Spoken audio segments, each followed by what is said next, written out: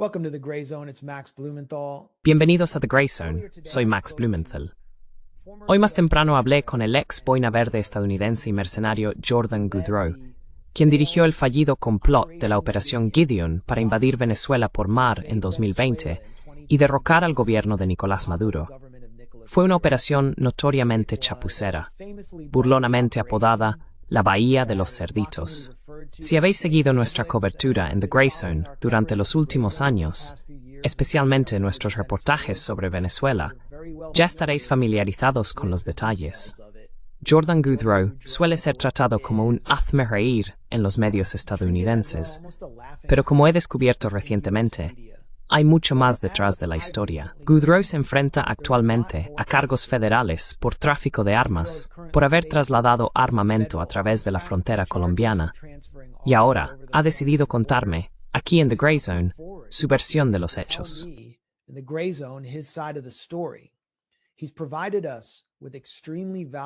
Nos ha proporcionado documentos judiciales y archivos del FBI de un valor incalculable que contienen detalles sobre quienes participaron en la operación encubierta Gideon de 2020 para derrocar al gobierno del presidente venezolano Nicolás Maduro. Estos documentos revelan aspectos del plan de golpe en Venezuela que el público nunca había visto antes. Incluyen entrevistas del FBI con participantes que demuestran, o al menos sugieren, conocimiento previo del complot por parte de asociados de Trump, líderes del gobierno colombiano, activos de la CIA y funcionarios que trabajaban directamente bajo el vicepresidente Mike Pence y Donald Trump, y sugieren firmemente su apoyo al mismo. En esta entrevista, Goudreau nombra a estos funcionarios y también detalla el posible apoyo de la CIA al plan. Jordan Goudreau, ex boina verde y rostro de la Operación Gideon, que comenzó como Operación Edgemont. Bienvenido a The Gray Zone.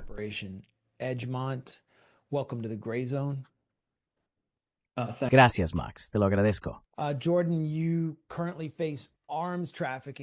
Jordan, actualmente te enfrentas a cargos de tráfico de armas presentados por el gobierno de Estados Unidos debido a tu participación en la Operación Gideon, que fue este intento de golpe de Estado de gran repercusión en Venezuela, conocido coloquialmente como la Bahía de los Cerditos.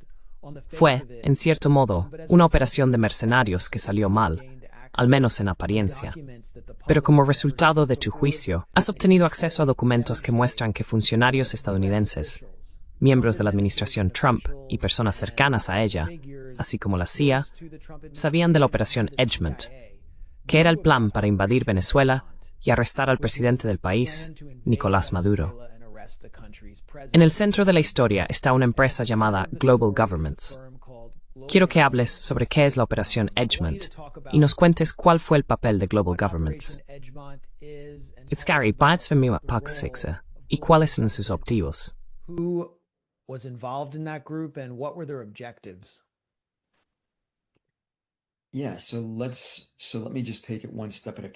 Sí, así que déjame ir paso a paso. La operación en sí. Ya sabes, hay muchos medios, individuos y actores malintencionados por ahí. Cuando salió la narrativa, decían que yo estaba intentando encontrar una forma de voltear Venezuela. No era así. Keith Schiller vino a mí. Gobiernos globales vinieron a mí. Ni siquiera sabía que existía una iniciativa para hacer algo así. Obviamente, en aquel entonces, la administración Trump había estado presionando a la CIA para encontrar una manera de sacar a Maduro, pero se estaban demorando. Hay un gran artículo en Wired, bien documentado, con varios oficiales de caso de la CIA como fuentes, pero básicamente me asignaron la tarea de llevar a cabo esta operación.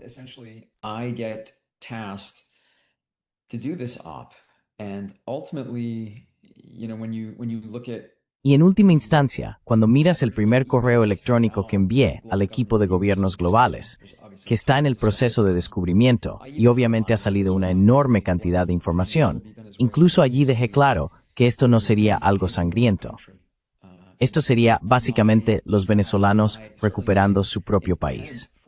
Así que creo que mi estrategia, y ciertamente mi intención para esta operación, era que los venezolanos retomaran su propio país, ¿verdad?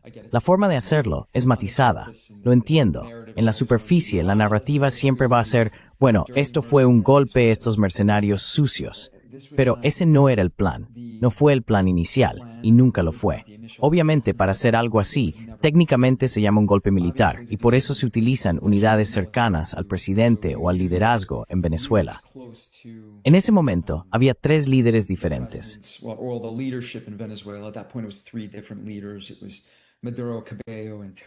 Fueron Maduro, Cabello y Tarik. Se desarrolla acceso y posicionamiento con esos líderes que tienen control sobre las unidades de maniobra o pueden asignarles tareas. Te alineas con ellos a través de un activo, ya sea un general o quien tenga ese acceso, y esas personas son las que hacen el trabajo pesado. Varios factores hicieron eso posible. Aunque me llevó alrededor de 1 año y medio conseguir acceso y posicionamiento, la cantidad de presión sobre el régimen de Maduro en ese momento era considerable. Había sanciones, el despliegue de un grupo de destructores, muy parecido a lo que ocurre ahora. Existía hegemonía, una enorme cantidad de amenazas militares en las noticias y rebeliones populares. Todo ello diseñado para ejercer presión sobre el régimen de Maduro.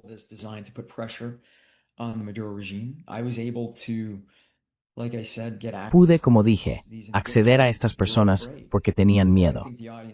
Creo que el público debe entender que hay un punto de inflexión cuando se trata de hacer que un país cambie de bando. Las personas que rodean a un liderazgo tiránico no van a querer hacerlo. No es una decisión fácil para ellos traicionar a ese líder, simplemente porque tienen familias.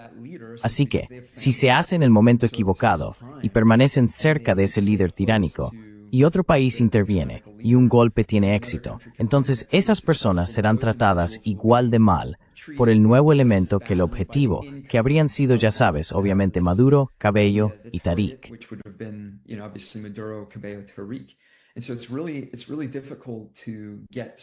Y por eso es realmente difícil conseguir apoyo. Ahora bien, obviamente, cuando Mike Pompeo cerró la embajada en Caracas, se volvió prácticamente imposible para la CIA llevar a cabo operaciones significativas de inteligencia humana. Eso significa que habrían hecho lo mismo que yo, obtener acceso, posicionamiento y lealtad entre los generales de Maduro, Cabello y Tarik o quien fuera.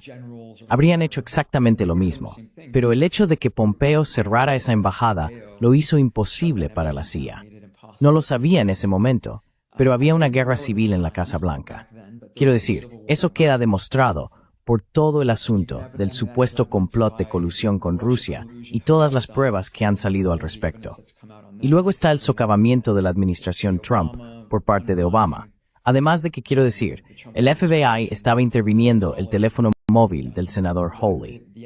Sí.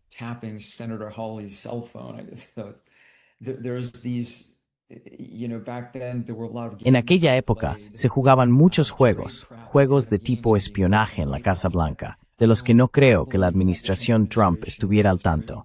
No eran conscientes del nivel de escrutinio, ni supongo, de la batalla en la que estaban inmersos.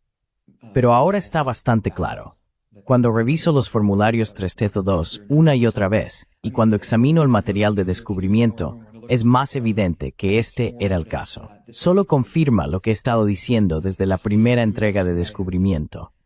Y hay varias entregas de descubrimiento que llegan cada mes más o menos, espaciadas, supongo, por razones de tiempo y distancia. Eso juega a favor del gobierno, pero creo que es una cuestión muy importante desde un punto de vista macro. ¿Responde eso a alguna de tus preguntas, Max?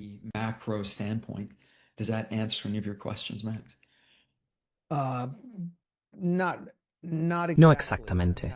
Quiero decir, quería que hablaras sobre la gobernanza global. ¿Qué era? ¿Quién participaba en ella? ¿Y cómo encajaban en esta trama? Así que quizá, ya sabes, gracias por esa perspectiva macro, pero esto es más bien el... Sí. Como diría AOC, esto es lo micro frente a lo macro. Claro, así que profundicemos en una de las partes interesadas. Sí, obviamente tienes a la gente de la comunidad de inteligencia, el FBI, la DEA, y luego a la oposición venezolana. Y después tienes un elemento como mi equipo, que en realidad estaba intentando hacer el trabajo, contratado y dirigido por la administración Trump. Y luego el tercer componente son los gobiernos globales. Estos son los que me contrataron. su intención o su papel en todo esto era que querían contratos comerciales. Querían una forma, supongo, monetizar las consecuencias de una sin Maduro.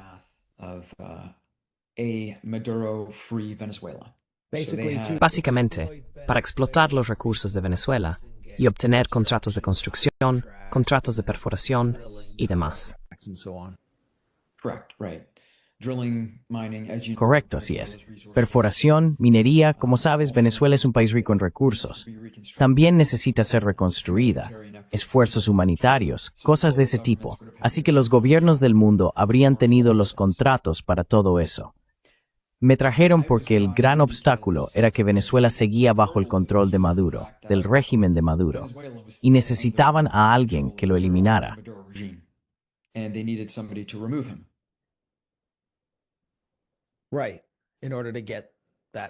Correcto. Para obtener esa riqueza, necesitaban que tú lo eliminaras. Correcto, correcto. Bien, entonces tienes a Rowan Kraft, que era asesor principal de gobiernos globales y heredero de la fortuna de la familia Kraft. Y tienes a Keith Schiller, que estaba vinculado a la organización Trump. Supongo que era el guardaespaldas de Trump. ¿Cuál era su papel? ¿Quiénes eran estas personas? Así que, Keith Schiller, es curioso que se le conozca como el guardaespaldas. En realidad era el jefe de operaciones de la Casa Blanca, ¿verdad? Perdona que interrumpa, pero él tenía una licencia de control de exportación de armas, ¿verdad? La tenía. Correcto, absolutamente. Así que fue jefe de operaciones de la Casa Blanca, creo que hasta, no sé, 2018 o por ahí. Y ese cargo tiene bastante peso. Keith Schiller podía básicamente entrar y salir de la Casa Blanca cuando quisiera. Era una figura muy respetada en la administración Trump.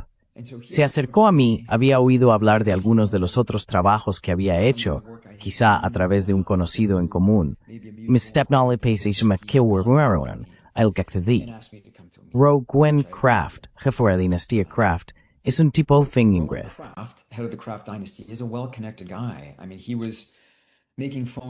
Quiero decir, estaba haciendo llamadas telefónicas al almirante Fire, que era el comandante del Southcom. Esto fue en la primera reunión. Es decir, todo esto se puede leer en el proceso de descubrimiento. Hizo una llamada telefónica a Elliot Abrams. Resulta que una de las personas de la oposición venezolana que trabajaba para Leopoldo López tuvo una reunión con Elliot Abrams en la Casa Blanca. Exacto, tuvieron varias reuniones. Había varios de estos individuos con los que trataba de tú a tú, ideando operaciones tácticas y estratégicas, los tipos de la oposición venezolana. Estos tipos parecían moverse con total libertad por la Casa Blanca.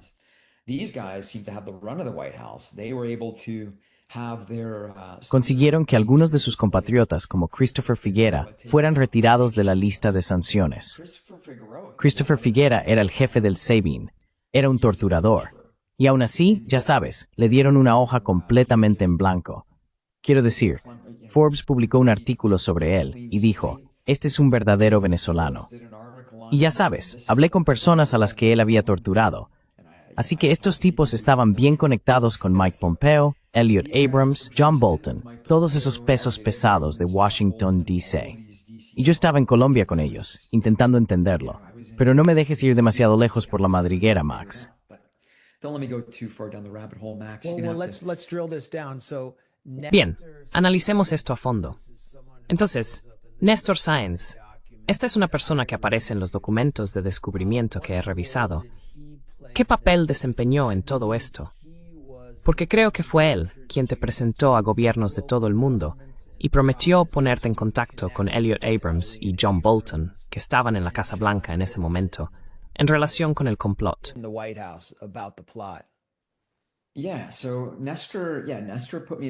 Sí, pues Néstor me puso en contacto con gobiernos de todo el mundo. Estuvo en la sala en la primera reunión junto con George Betancourt. Ya sabes, él es el tipo indicado.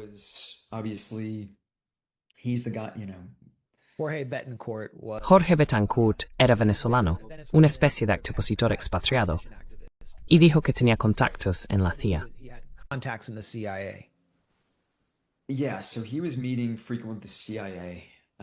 Sí, así que se reunía con frecuencia con la CIA. Se reunía con la inteligencia colombiana, con el DNI colombiano, y hablaba abiertamente de ello. Así que era un activo para esas agencias de inteligencia. Estuvo presente en la primera reunión en Colombia, o supongo que fue en Miami, al igual que Global Governments, que básicamente actuaban como enviados de la administración Trump para poner en marcha todo este asunto. Así que tenías esta estructura, tenías a las dos entidades, ¿verdad? Tenías a la comunidad de inteligencia y tenías a los de Global Governments. Y luego estaba mi equipo en medio.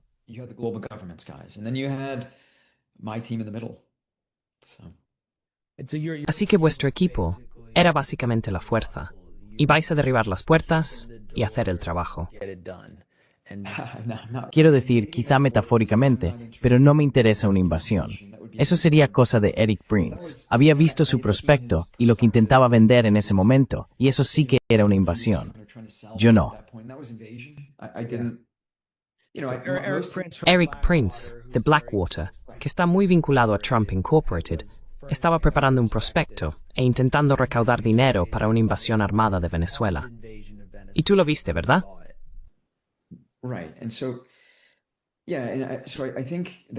Sí, creo que aproximadamente la mitad de mi formación en operaciones especiales es inteligencia humana, francamente.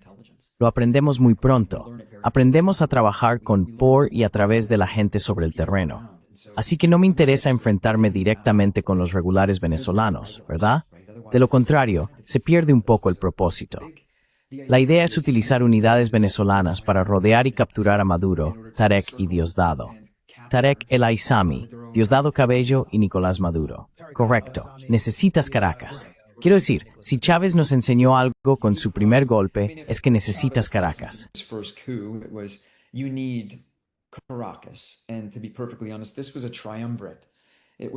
Y para ser completamente sincero, esto fue un triunvirato.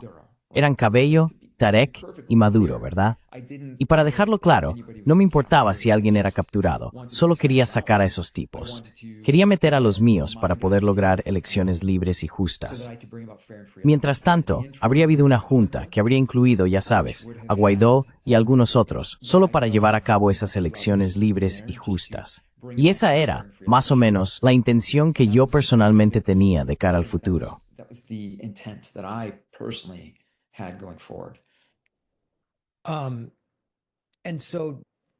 Me estás diciendo que John Bolton y Elliot Abrams sabían de la Operación Edgemont, tu plan que más tarde se convirtió en la Operación Gideon, y que tuvieron alguna participación en ella. Quiero decir, ¿puedes ser lo más claro posible sobre eso? ¿Y hasta qué nivel llegó?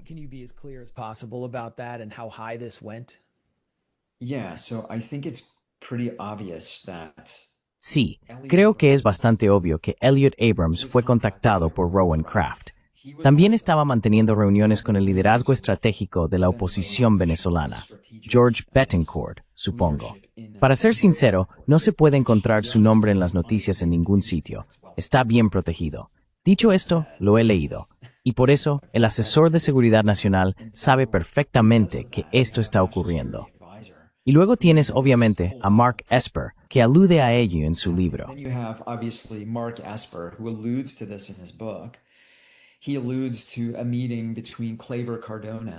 Él alude a una reunión con Claiborne Cardonas, quien a su vez se reunió con George Betancourt.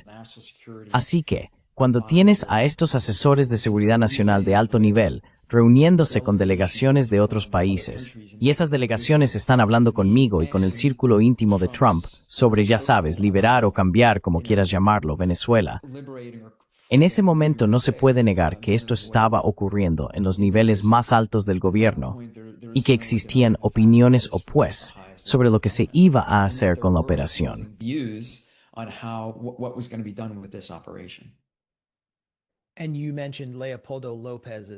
Y también mencionaste a Leopoldo López. Es una especie de padrino del ala golpista de la oposición venezolana, la parte que quiere organizar un golpe militar. De hecho, ya había estado implicado en un golpe antes. Cuenta con un fuerte respaldo del gobierno de España y del gobierno de Estados Unidos. ¿Y dijiste que también tenía algún conocimiento de este plan?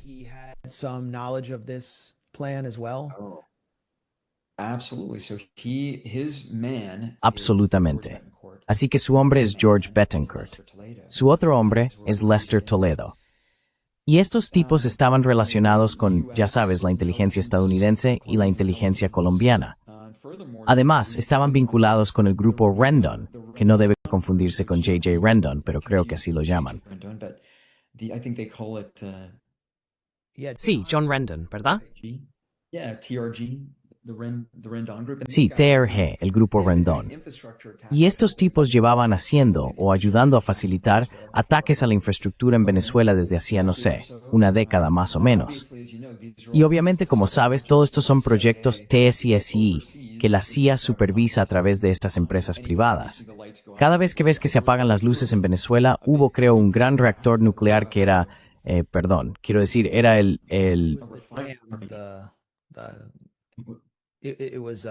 Fue una presa hidroeléctrica que falló, creo que en 2019, y provocó cortes de energía en todo Caracas. Pero hubo algo más, Max. Hubo un gran ataque y mató a muchos venezolanos. De todos modos, sí no sé si fue en Maracaibo, puede que me equivoque, pero fue una refinería la que fue atacada. Sí, eso es correcto. Decenas no sé el número de venezolanos que murieron, pero este ataque fue llevado a cabo por la inteligencia estadounidense en colaboración con saboteadores de la oposición venezolana. Así que hay, adelante, una larga historia de la CIA trabajando con ellos. Y tengo una grabación secreta con George Betancourt y Lester Toledo, uno de los tipos a los que tuve que grabar en secreto. There's a guy that I had to take a secret recording. They were talking about how they don't trust Donald Trump. Hablaban de que no confían en Donald Trump y que solo confían en la CIA, solo confían en Juan Cruz. Y está clarísimo dónde están las lealtades de estas personas. No están alineadas con Trump, están alineadas en su contra. Y creo que, si puedo adelantar un poco, cuando se observa la dinámica con María Corina, ¿cómo puede la administración Trump confiar en el liderazgo opositor en Venezuela? Así que existe una relación muy distante entre estas personas.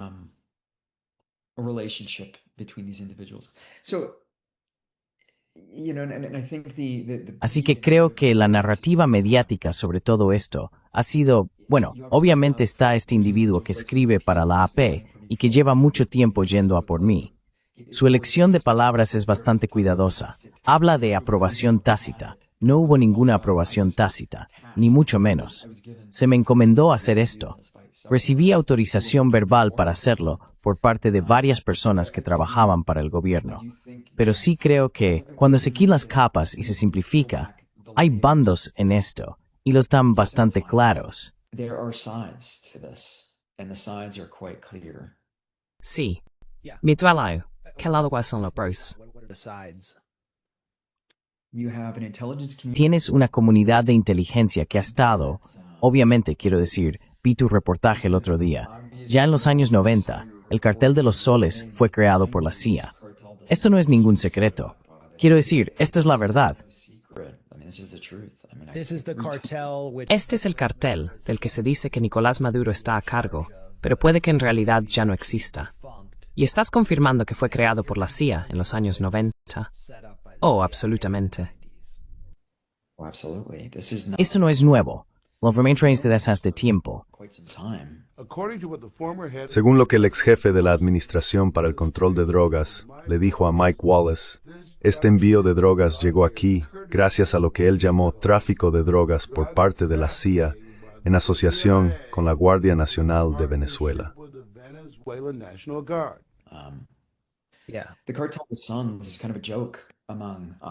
Sí, el Cartel de los Soles es casi una broma entre nosotros, porque, quiero decir, ellos no se pusieron ese nombre.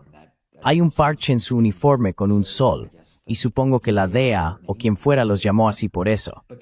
Pero la facilitación del tráfico de drogas por parte de la CIA a través de este grupo está bien documentada. Así que tienes este aspecto, ¿verdad? Tienes una agencia de inteligencia que francamente resistirá los cambios de presidencia. Tienen sus proyectos TSC en marcha y su capacidad para facilitar y reunir recursos del narcotráfico. Y esto es lo que intentan proteger. Entonces, ¿en qué les beneficia deshacerse de Nicolás Maduro, verdad?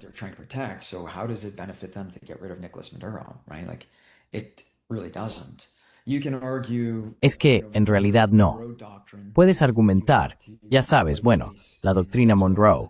Hay que mantener un espacio de influencia en Venezuela y en las zonas circundantes del Caribe para que Rusia o China no consigan una posición estratégica.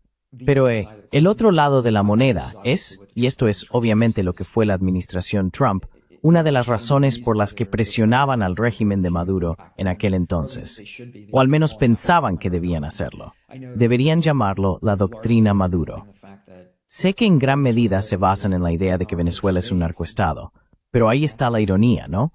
Quiero decir, vale, Venezuela es un narcoestado, pero su socio es la CIA.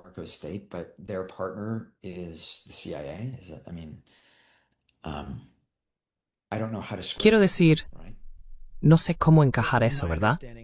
Sí, según tengo entendido, es más bien un petroestado y responsable solo de una fracción de las exportaciones de cocaína a Estados Unidos. Pero parece ser, y esto creo es algo secundario a nuestra conversación, o podemos tratarlo más adelante, pero solo como contexto, parece ser un objetivo debido a su riqueza petrolera y a su gobierno de recursos de orientación socialista y nacionalista, que está siendo atacado bajo el pretexto de una guerra contra las drogas. Hay un funcionario que ha estado implicado en el señalamiento de Venezuela durante años, que trabajaba en el Departamento de Estado, pero parece desempeñar otro papel, posiblemente uno en Langley, y su nombre es Juan Cruz. Y ha aparecido en los documentos de descubrimiento a través de tu caso. ¿Puedes contarnos quién es Juan Cruz y cómo encaja en esta historia?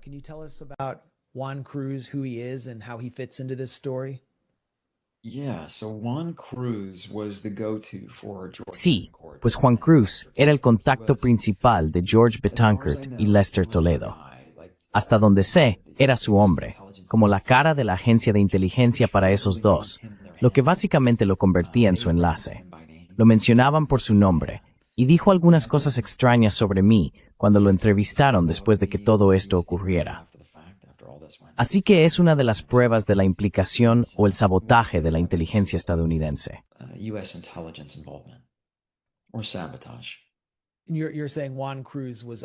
Estás diciendo que Juan Cruz actuaba bajo la cobertura del Departamento de Estado como enlace de la CIA para esas dos figuras de la oposición venezolana que intentaban llevar a cabo una operación privada de cambio de régimen, George Betancourt y Lester Toledo. ¿Correcto? Desconozco en qué función o con qué capacidad trabajaba para la agencia, pero no es descabellado pensar que fuera un NOC u otro tipo de agente. Obviamente Juan Cruz, sí, lleva tiempo en esto. Tiene conexiones muy profundas.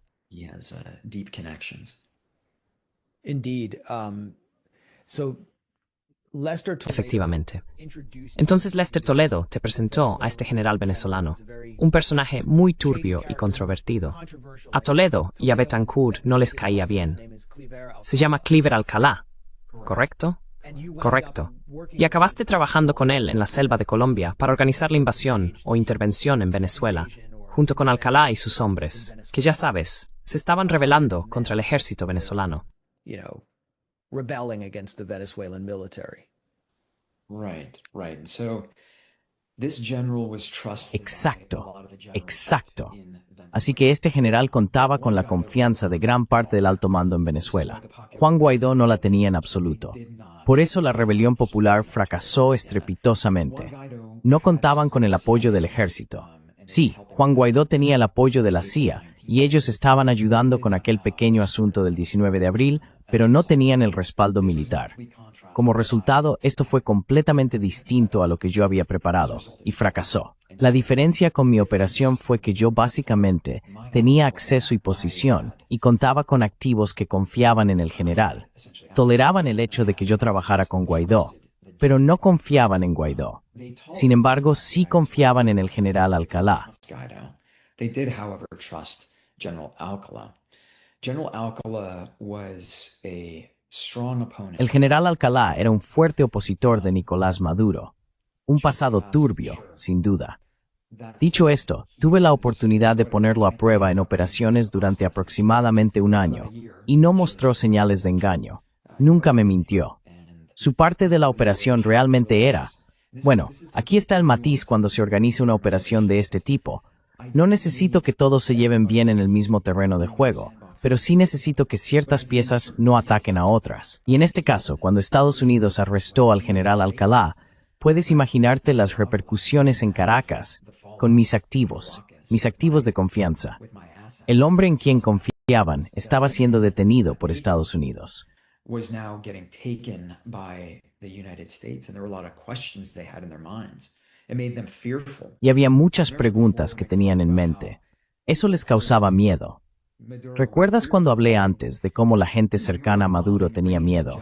Quiero decir, ya sabes, en aquel entonces estábamos bombardeando a generales iraníes, estábamos haciendo demostraciones de fuerza, pero ellos tenían miedo de lo que podría pasar si Maduro dejaba el poder.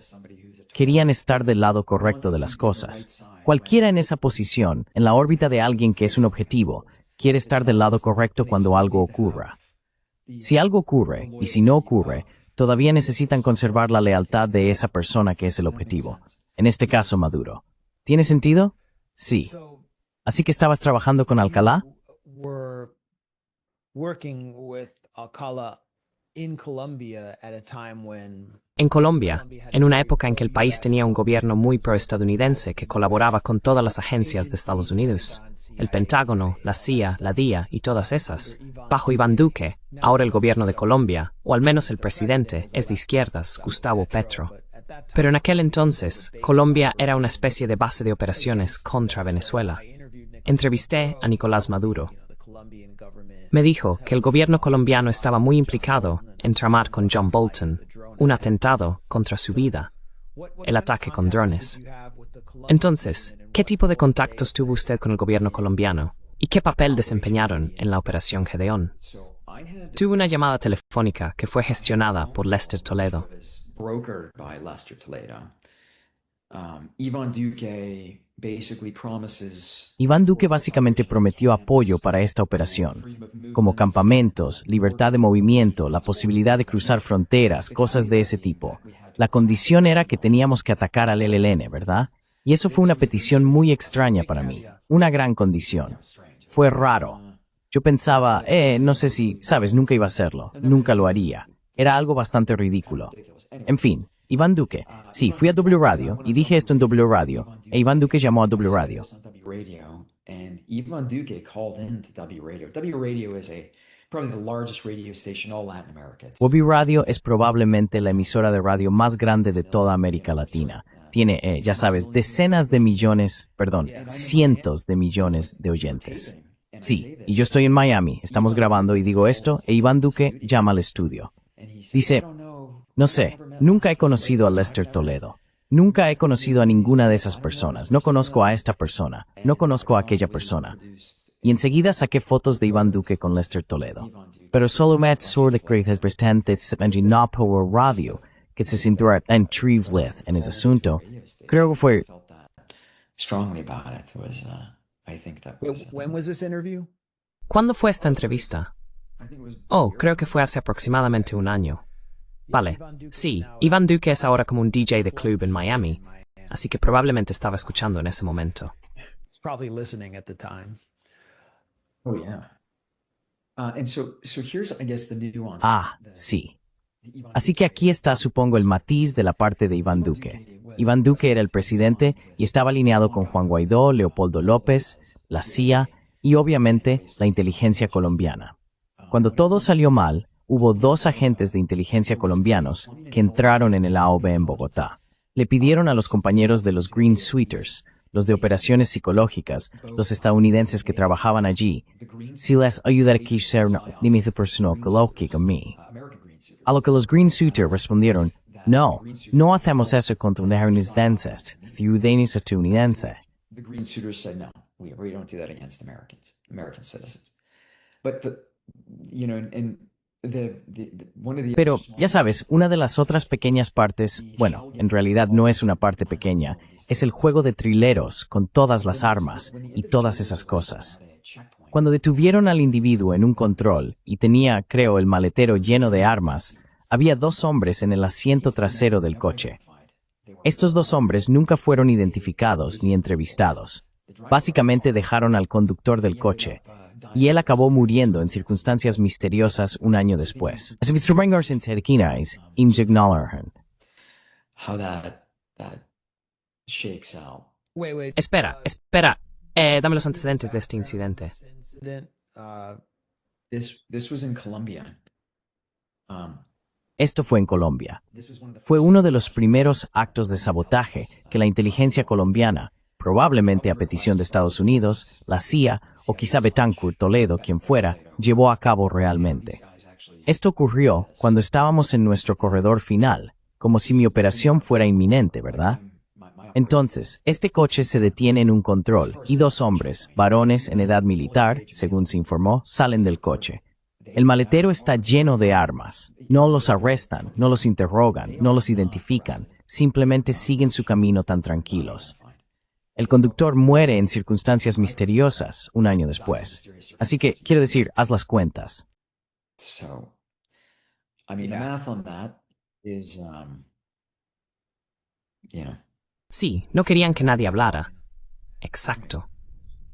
Así que, tuviste algunos problemas con los gobiernos globales. El grupo de empresarios y consultores que querían poner en marcha una operación de cambio de régimen para obtener contratos y recursos de Venezuela. Básicamente, no te estaban pagando mientras hacías el trabajo. Y entonces aparece en escena una figura llamada Jorge Yeta Rendón. Es una especie de superconsultor de las facciones latinoamericanas proestadounidenses, las facciones políticas proestadounidenses más de centro-derecha o de derecha. Una persona muy bien pagada. political factions, very well paid person, and he comes forward with money for the contract. Y él se presenta con dinero para el contrato. On this contract, El nombre de Juan Guaidó aparece en este contrato, que especificaba el objetivo de la operación: capturar, detener y destituir a Maduro y al régimen actual del poder, e instalar a Juan Guaidó en su lugar. Se le ofreció una prima por éxito de $10 millones, y el coste total del proyecto se fijó exactamente en $202,9 millones. Entonces, ¿fue esta la principal fuente de financiación de la operación Kion? ¿Y yo recibir el dinero de estas personas? you ever receive the money Sí, perdón. from No. these figures? So Rendon, he essentially... Sí, bueno, Rendón básicamente hizo un pago inicial. Había una tarifa de reserva de $1,5 millones. Eso habría cubierto la primera parte de la operación, que en realidad era solo un enlace. Había enviado a un operativo para hacer una OPE, preparación operativa del entorno, casas seguras, ya sabes, camiones, cosas de ese tipo. Y esta operación era independiente de la parte de Gideon, ¿verdad? Era como la operación dentro de la operación. Tenía 3 barcos listos para intentar, ya sabes, hacer esto.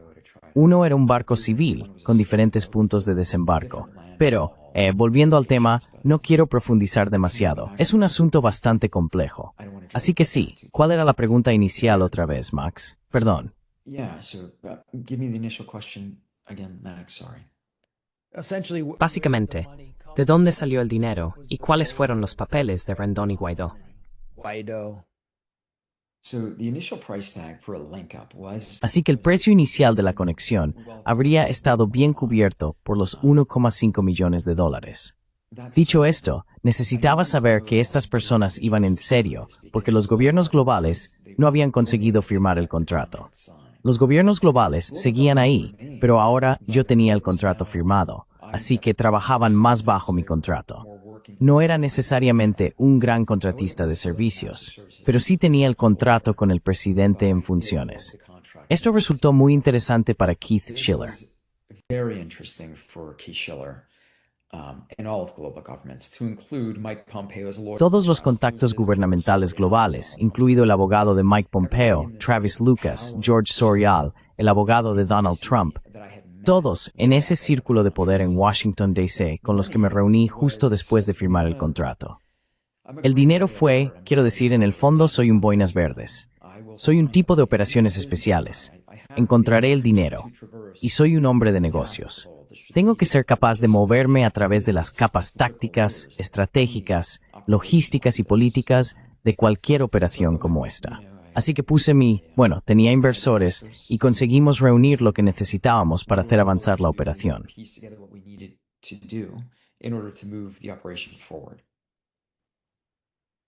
And ¿Tuviste algún contacto directo con Guaidó o Rendón?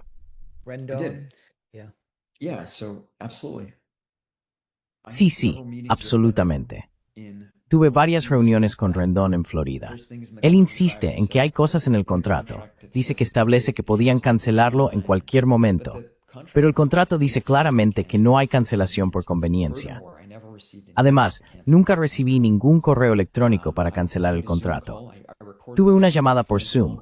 De hecho, grabé una llamada telefónica secreta con Juan Guaidó. Y en esa llamada hay un abogado que me facilite la firma del contrato por Zoom. He facilitates the contract signing over Zoom, and you hear one guy who clearly signed it. Y se puede escuchar claramente a Juan Guaidó firmando el contrato, con varias personas en la sala. Así que obtuve el contrato del presidente en funciones, del presidente reconocido en Venezuela. At that point, En ese momento, quiero decir, cuando lo tomé, al día siguiente tuve una reunión con varias personas influyentes del círculo interno. Ya sabes, el círculo interno de Trump. Después de que se firmó ese contrato, unas horas más tarde, tuve esa reunión en el Hotel Trump. Y luego, tras unas cuantas reuniones más, tuvieron una reunión en la Casa Blanca. meetings after that, they have a meeting in the White House. So, Wow.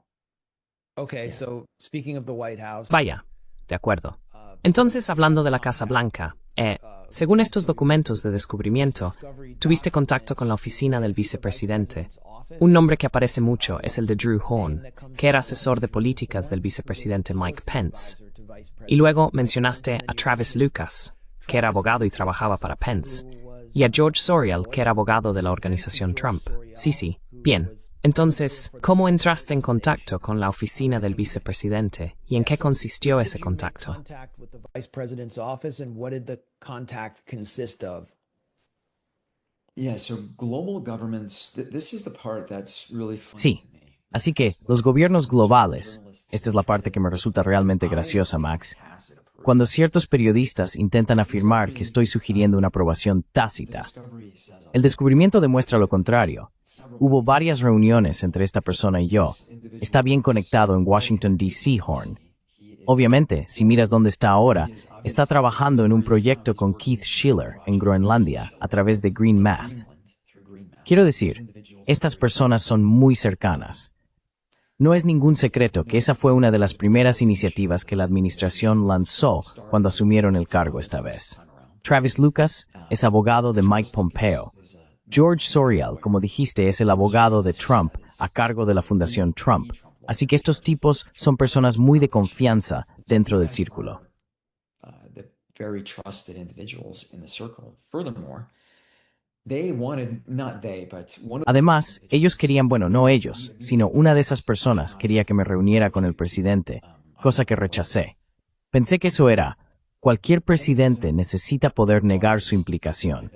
Necesitan mantener cierta distancia respecto a cualquier operación de este tipo.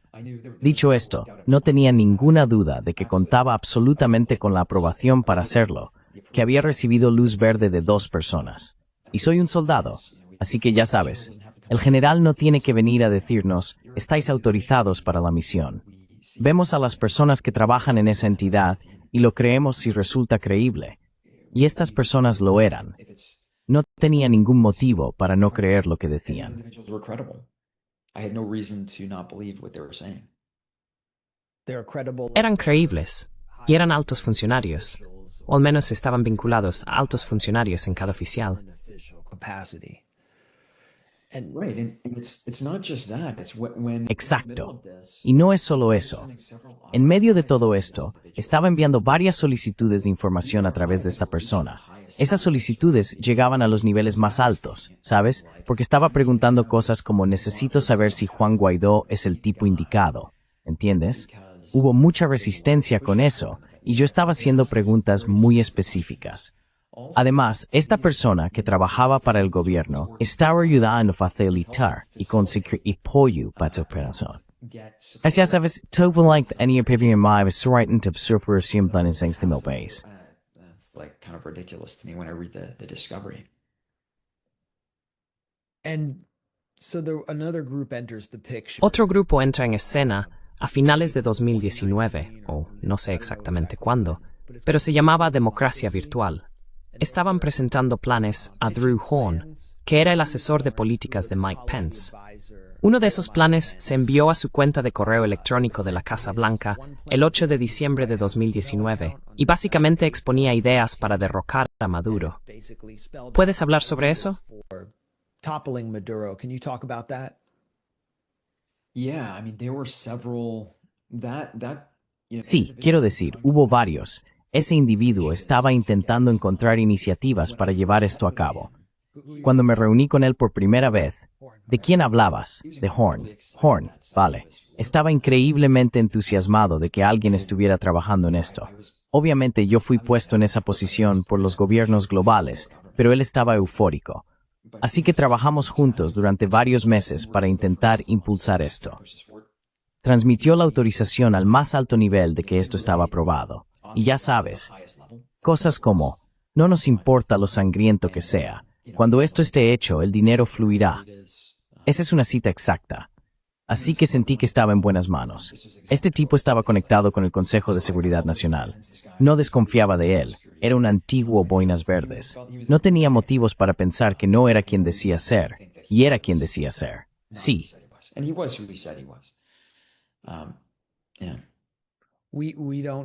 No nos importa riento que sea. Cuando esté hecho, el dinero fluirá. Esa es una cita exacta. ¿Está eso por escrito en algún sitio? No, no está escrito. Eso es simplemente algo que te dijo de palabra.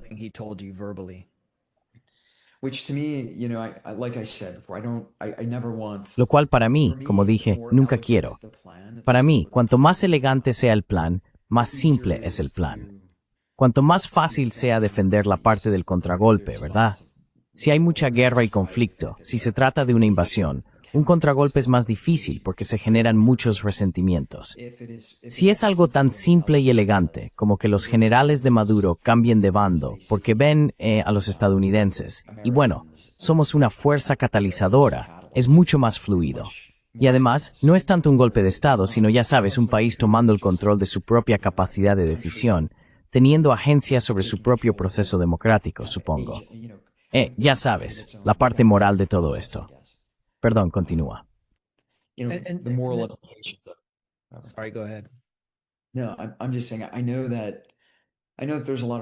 No, solo digo que sé que esto causa mucho dolor. Y, desde luego no soy partidario de una invasión con el propósito de un cambio de régimen o de explotar recursos. Sí creo que, en el caso de Venezuela en aquel entonces, se podría haber argumentado. Y desde luego, después de haber hablado con muchos locales y pasado tiempo con distintas personas, que había una justificación sólida para destituir a Maduro en favor de unas elecciones libres y justas. Dicho esto, la forma en que se hace es tan importante como el hecho en sí, y a veces más importante que lo que ocurre después. ¿Tiene sentido? Yo nunca invadiría un país ni impondría nada. Creo que eso es un terreno muy resbaladizo.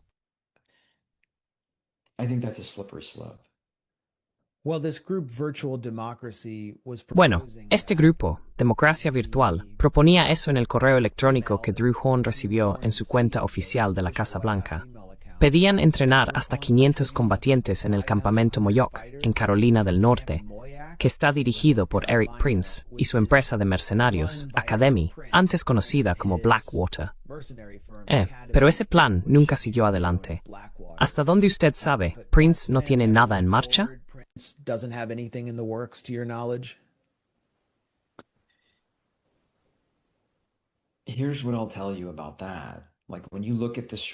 es lo que te voy a decir sobre eso.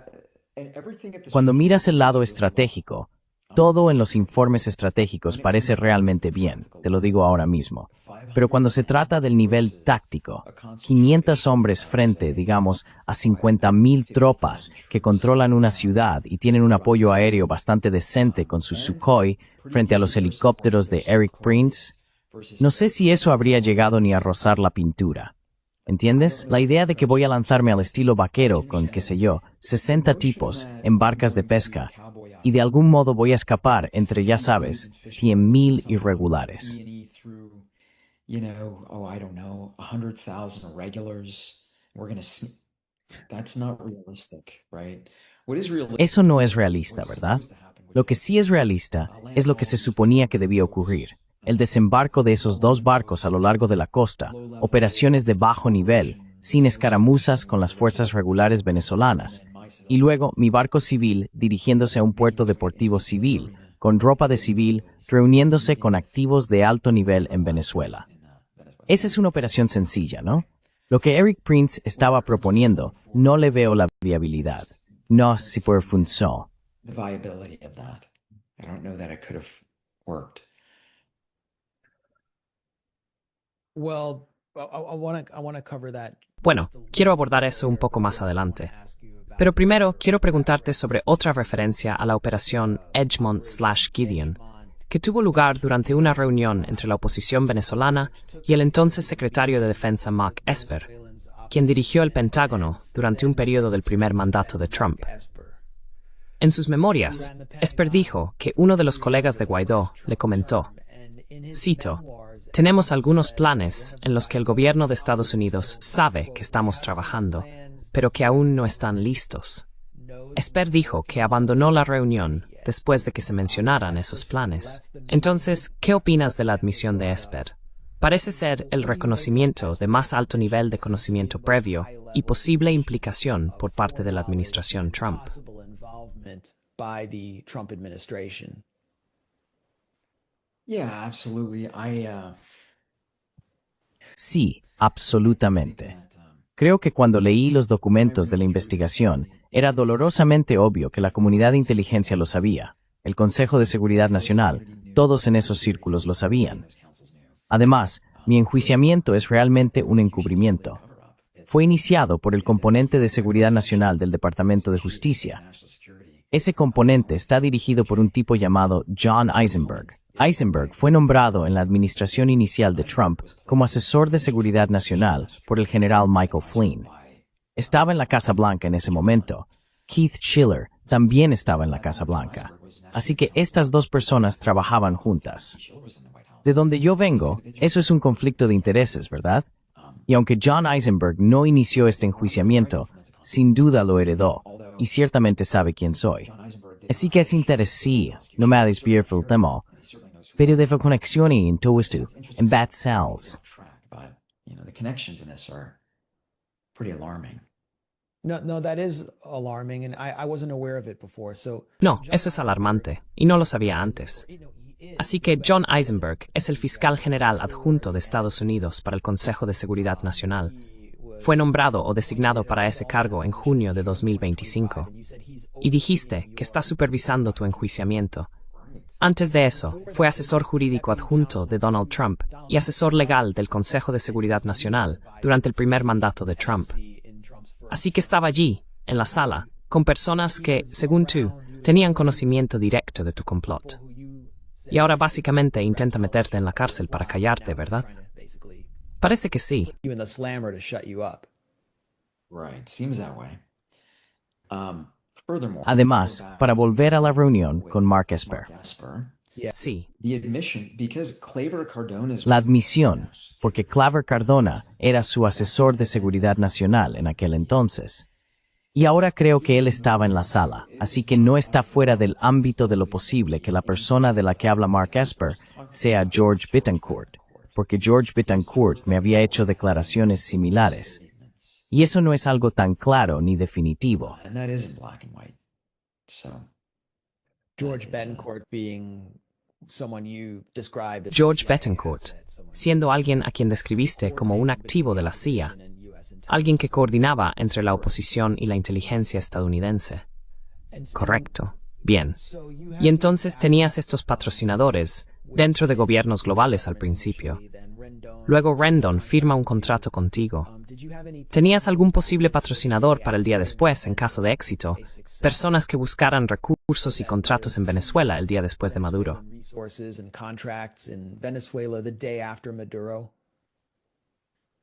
Yes, absolutely. This was global governance, right? Okay. And so Sí, absolutamente. Esto involucraba a gobiernos de todo el mundo, ¿verdad? Bien, una vez que esto avanzara, el tramo de dinero, que era la promesa de Horn, creo que ya lo viste entonces, la recompensa era probablemente de 15 millones. Y, si me permites, eso probablemente habría llegado a la cuenta bastante rápido. El gran temor para alguien como yo es que, si todo sale según lo planeado, y no somos saboteados por las agencias de inteligencia o la oposición venezolana, Maduro y los suyos huyen del país, son capturados, lo que sea. Este es el punto en un golpe de Estado en el que hay que defenderse del contragolpe. Necesitaba hombres sobre el terreno. defend against the counter coup. I needed men on the ground. I needed Americans on the ground. And this would be the Necesitaba estadounidenses sobre el terreno, y ese sería el componente de seguridad. Necesitaba estadounidenses armados, entrenados a un nivel alto, nivel de operaciones especiales, sobre el terreno, unos 60 aproximadamente, para ayudar a defenderse del contragolpe. Además, estas personas habrían trabajado junto con los ejércitos locales, los recursos que había descrito anteriormente. Mis hombres se habrían integrado en esas unidades y, en esencia, habrían ayudado a mantener el orden y la ley, y a lograr elecciones libres y justas en, no sé, quizá un año o algo así, según las circunstancias. Obviamente, después de que se restableciera el orden y se distribuyera la ayuda humanitaria. orders restored, humanitarian aid has been distributed. Okay, it sounds like a harebrained scheme. De acuerdo. Desde mi punto de vista, suena como un plan descabellado. Parece que nunca tuvo ninguna posibilidad de éxito. Y has descrito una posible operación mayor con mercenarios entrenados en Estados Unidos como algo que ni siquiera rozaría la pintura del ejército venezolano, que cuenta con soldados regulares bastante bien entrenados. Caracas está rodeada por varios niveles de seguridad. Hay defensas aéreas. Tienen una fuerza aérea. Son capaces de competir con el ejército colombiano. Entonces, ¿por qué pensaste que tu operación tendría éxito? ¿Por qué, en tus propias palabras, te lanzaste al ruedo con solo un pequeño destacamento de hombres? So I think Así que creo que no lo estás entendiendo, Max. Eso es exactamente lo que no estaba haciendo. ¿Lo entiendes? do you understand? Explica. Yeah, okay, so what I'm saying is it would have Vale, de acuerdo.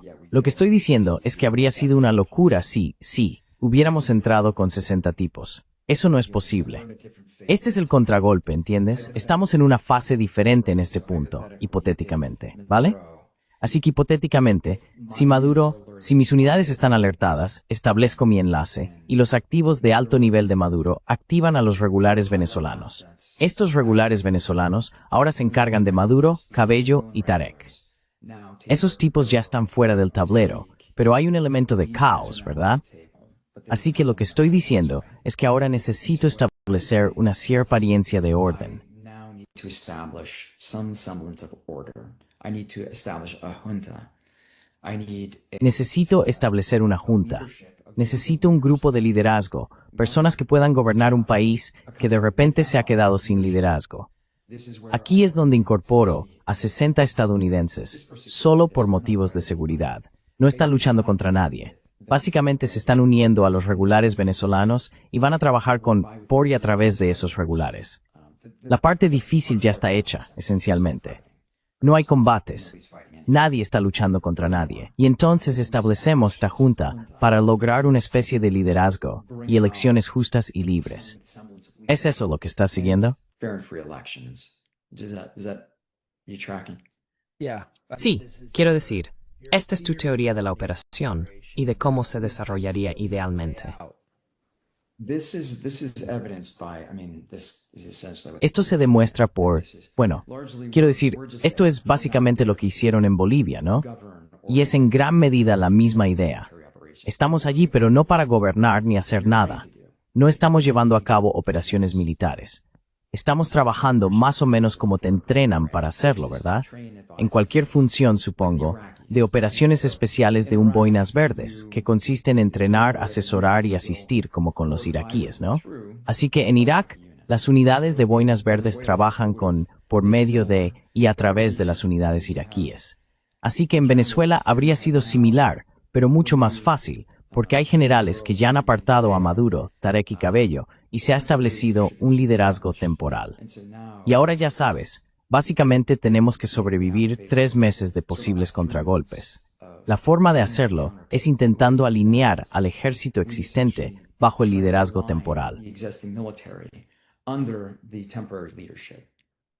Okay. Vale. and you're coming in on Y estáis llegando en barcos de pesca. fishing boats. No, You run into- these are different. Max, ese es un grupo de personas diferente. So Entonces, ¿cómo pensabas hacer en tierra en secreto y reunirte con... link up with No. some sort of No, this is rebellious generals. Así que volvamos atrás.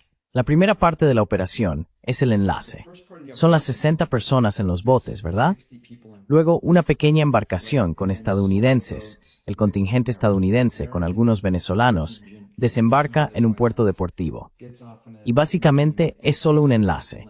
Nos estamos reuniendo con activos en Venezuela que tienen unidades de tarea y maniobra, personas poderosas que están integradas con Maduro. Powerful people who are embedded with Maduro.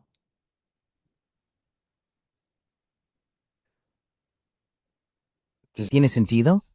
I mean, it doesn't make sense to me because Quiero decir, no tiene sentido para mí, porque he estado en Venezuela varias veces y he visto una imagen de la sociedad que no creo que haya sido ni sea bien comprendida por Estados Unidos.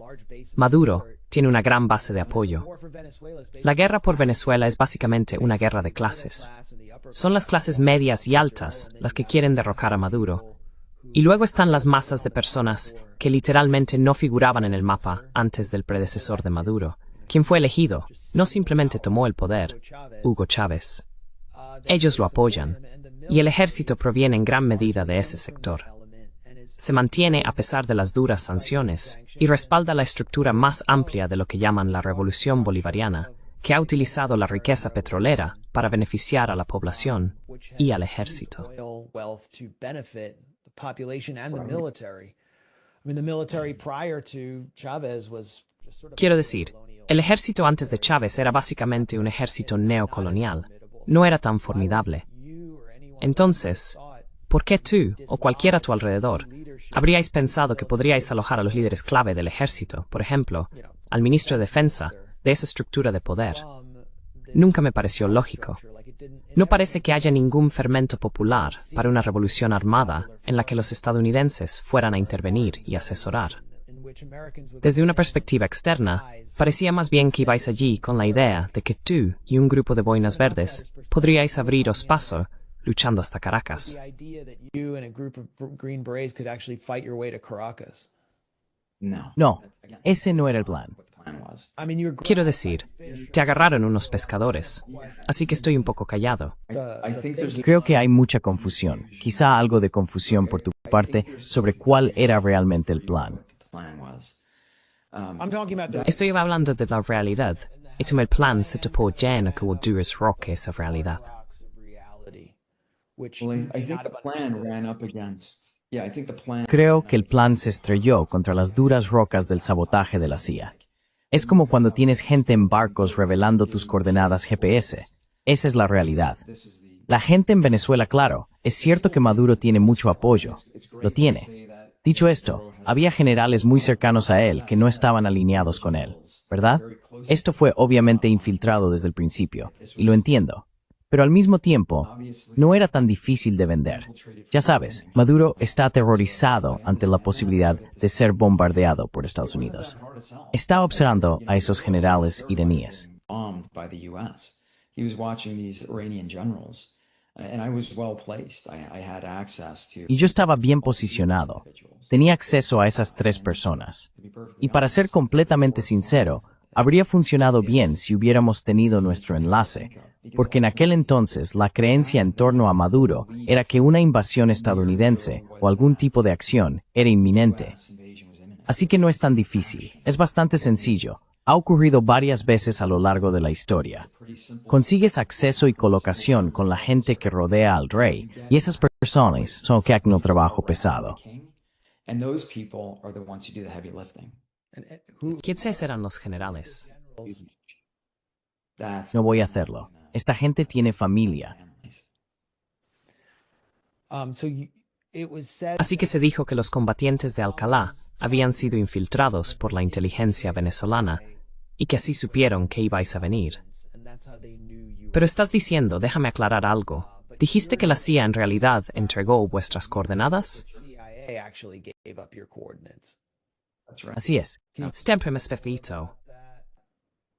Yeah, so there was communication between Sí, así que hubo comunicación entre Lester Toledo y George Betancourt. Bueno, supongo que sus compatriotas en los campamentos. Obviamente estaban contactando con DNI, pero hubo conversaciones entre DNI y los hombres en los campamentos. Bien. Entonces, Nicolás Maduro, o sea, el régimen de Maduro, realmente no tuvo que hacer nada. Solo tenían que hacer que su guardia costera fuera al lugar correcto en el momento adecuado. No fue el régimen de Maduro quien nos infiltró.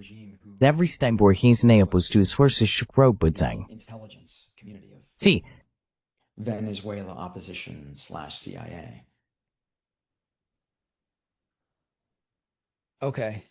Vale. ¿Y por qué querían traicionarte? Porque no les gustaba Alcalá y querían ser ellos quienes dirigieran la operación más adelante. I mean, maybe at the I think maybe at the tactical level. creo que quizá a nivel táctico para los venezolanos, pero en aquel entonces recibían mucho dinero a través de USAID. Quiero decir, eran miles de millones. Y eso queda demostrado por la demanda que está en curso ahora mismo con Juan Guaidó en Delaware. Así que la CIA obviamente tenía otros intereses. No estaban interesados en derrocar a Maduro, estaban más que contentos de demorarse. Simplemente no querían cerrar la embajada. Mike Pompeo básicamente hizo imposible cerrar la embajada en la Venezuela de Maduro, o hizo imposible que la CIA operara desde Caracas, que es normalmente como se haría algo así. Habrían hecho exactamente lo mismo que yo hice. Si la CIA hubiera querido voltear el país, habrían hecho exactamente lo que yo hice. Se habrían acercado a los generales alrededor de Maduro, Cabello, Tarek. ¿Entiendes? To Maduro, Cabello, Tariq. You understand? Like, I as mean, my harebrained as understanding is they tried to do that. Quiero decir, según tengo entendido, intentaron hacerlo. Muchos funcionarios venezolanos han declarado que les ofrecieron grandes sumas de dinero para que se cambiaran de bando. Entrevisté a uno que dijo que básicamente estaban chantajeando a su familia para obligarle a hacerlo. Algunos generales venezolanos sí se cambiaron de bando. Así que eso estaba ocurriendo, pero estás diciendo que ¿qué faltaba en el plan de la CIA? ¿O es que en ese momento realmente no buscaban un cambio de régimen? Not actually seek regime change at that point. they absolutely did not seek regime change. I mean, this is evidenced by the fact Ellos absolutamente no buscaban un cambio de régimen. Quiero decir, eso se demuestra por el hecho de que la embajada fue cerrada. Y como no estaban buscando un cambio de régimen, ¿por qué otra razón vendrían a mí el presidente o su círculo más cercano?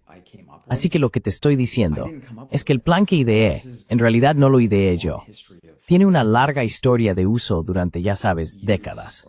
Es bastante sencillo. Consigues que la gente cercana al rey haga el trabajo. Es su país. Dicho esto, la CIA nunca estuvo interesada en un cambio de régimen. Y si miras lo que está ocurriendo ahora en las noticias, no sé si lo están ahora, ¿verdad? Entonces, ¿qué los está incentivando al más alto nivel? Bueno, obviamente tienen algún tipo de aparato, ya sea el narcotráfico o lo que sea.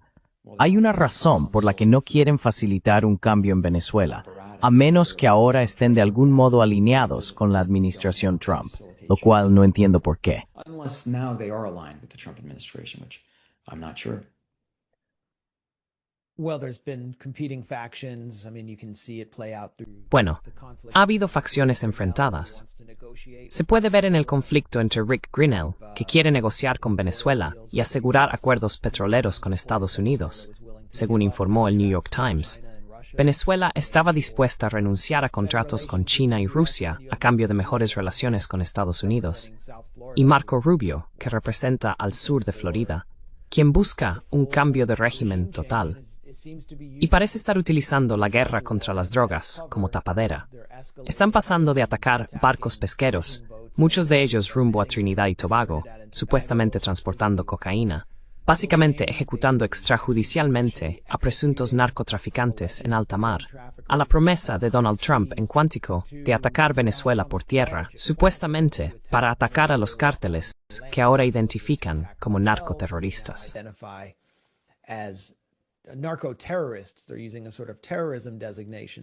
Están utilizando una especie de designación de terrorismo, así que esto realmente indica una gran escalada. Se dice que Grinnell está aislado y que Rubio básicamente ha asumido el control de la política.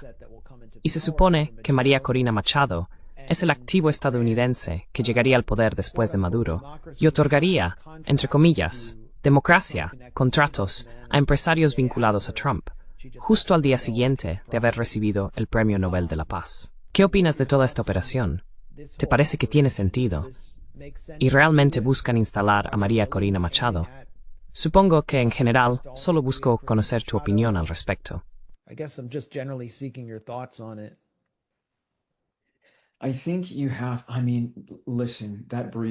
Creo que tienes... Escucha, eso suena muy bien en la presentación. Pero, para ser totalmente sincero, la única razón por la que mi plan habría funcionado es por las conexiones que desarrollé cerca del entorno de Maduro, con Cabrera y Tarik. Si eso no se hace, si no se establece, entonces no tiene sentido. Sí, no hay nada más.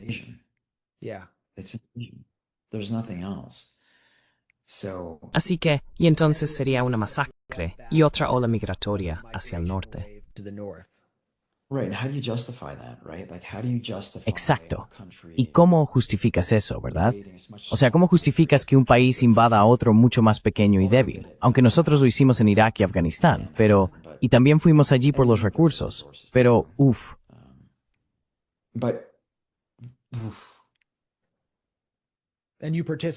Y participaste en ambas guerras, y sentiste la herida moral, presumiblemente, a causa de esas guerras.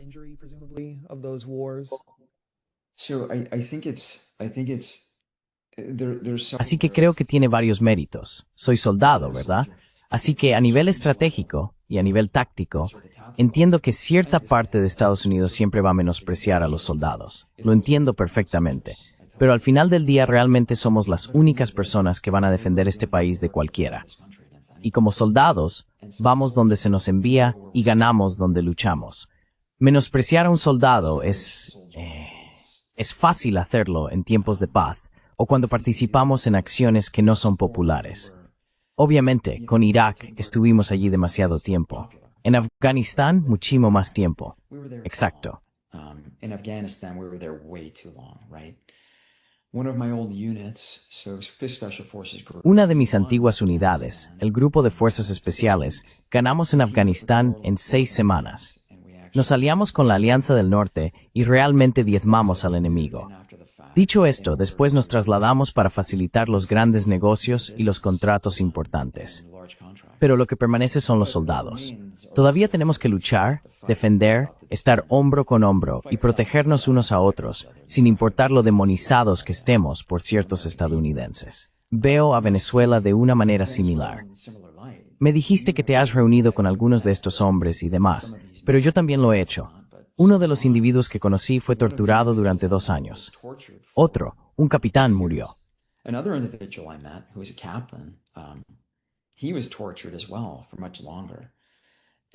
Él también fue torturado durante mucho más tiempo.